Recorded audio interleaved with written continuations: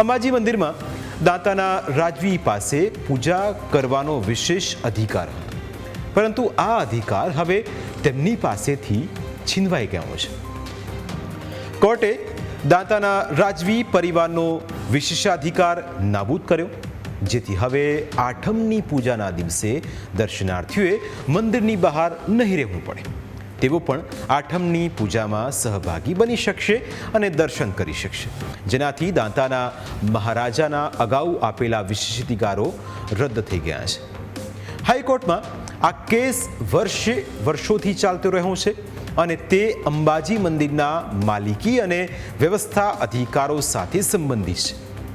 અરજદાર મહારાજા મહિપેન્દ્રસિંહજી પરમારે નવરાત્રિના આઠમના દિવસે વિશેષ પૂજા કરવાનો વારસાગત હક અને અધિકાર હોવાનો દાવો કર્યો હતો, જેને નીચલી કોર્ટે પહેલાં માન્ય રાખવામાં આવ્યો, પરંતુ હાઈકોર્ટે ચુકાદો આપ્યો કે મંદિર લોકો માટેની ધાર્મિક સંસ્થા છે. ઐતિહાસિક નિર્ણયમાં ઐતિહાસિક સંદર્ભનો ઉલ્લેખ કરીને જણાવાયું કે 1953માં બોમ્બે રાજ્યે મંદિરની વ્યવસ્થા સંભાળી હતી. ત્યારબાદ આઝાદી પછીના મર્જર કરાર હેઠળ અરજદાર કોઈ સ્પષ્ટ અધિકાર કે વિશેષાધિકારો સુરક્ષિત રખાયા નથી. કોર્ટે ચુકાદામાં પદ્મનાભ સ્વામી મંદિર કેસ જેવા સુપ્રીમ કોર્ટના નિર્ણયોનો પણ ઉલ્લેખ કર્યો, જેમાં ધાર્મિક અધિકારો અને લોક વ્યવહાર વચ્ચે ભેદ દર્શાવાયો છે.